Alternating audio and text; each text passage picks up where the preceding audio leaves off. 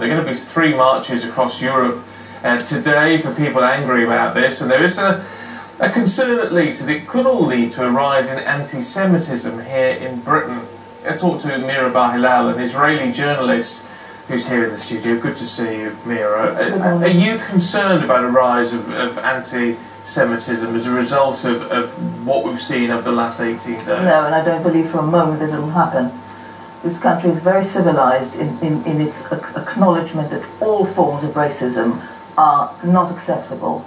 And anti-Semitism is one of those. It's not the only one, but it is one of those, and it will never take off in this country. But you've been accused of being anti-Semite, haven't you? Isn't that QED? Yeah. If I'm an anti-Semite, then we really do have to be concerned about the rise of anti-Semitism.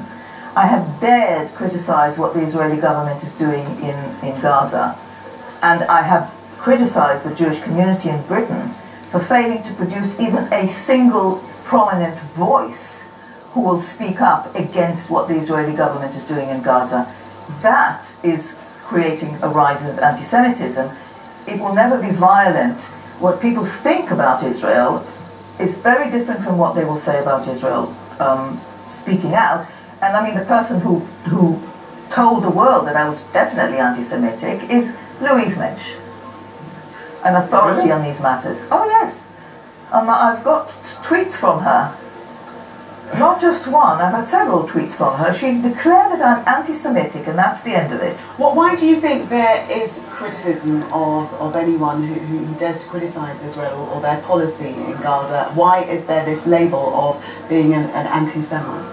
Because Jewish communities here, and in fact all over the world, have, for some reason, have been imbued with this very strong, more than suggestion, diktat, that if you don't support Israel, you're not one of us. Now, until recently, it's not been so pronounced, so prominent, or maybe even so important. But now, when the death count in Gaza has passed 800, and the so-called humanitarian truce has allowed 35 more bodies to be dug out from the rubble, that's very humanitarian.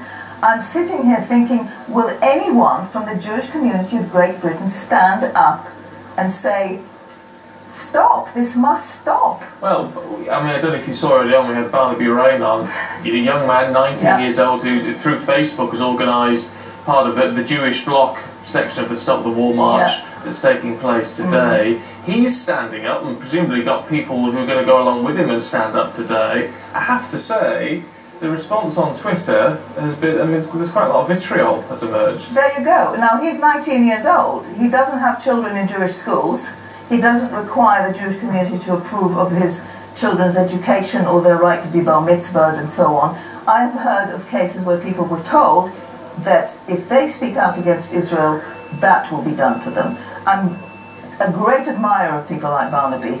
He needs to lead a new generation of British Jews who will think for themselves and not allow the so-called Jewish community, which is led really by, you know, another generation of people, to dictate to them what to think and what to say.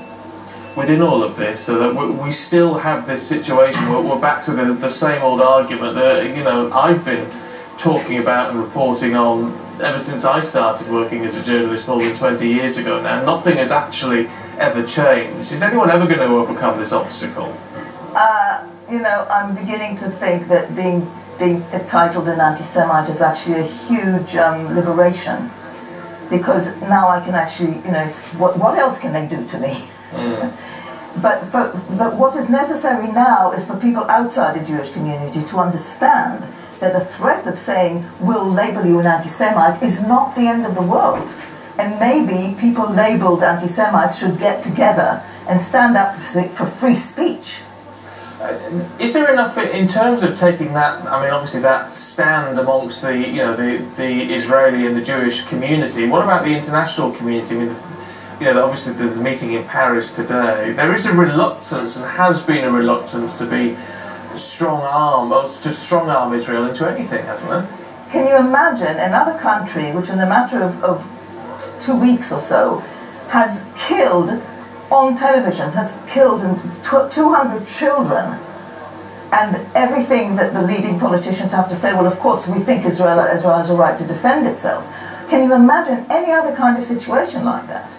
Now, I understand that it emanates still over guilt over the Holocaust, and I should know because the Nazis, anti-Semites, they were anti-Semites, used the anti-Semitism, which was quite rife in Central Europe at the time, to take many of my close family members, including cousins and aunts and uncles, and gas them. I know what anti-Semitism is, and therefore I know what it isn't. What I am saying is not anti-Semitism. I have family living in Israel. I lived there till I was 26 years old. Before 67, when Israel became actually a colonial power, it was a wonderful place to grow up. Now I don't recognize it, I don't recognize the people, and for the sake of my family and the next generations, Israel has to save itself from itself. Mira, we've got to leave it there, I'm afraid. Great to talk to you. Thank you very much indeed.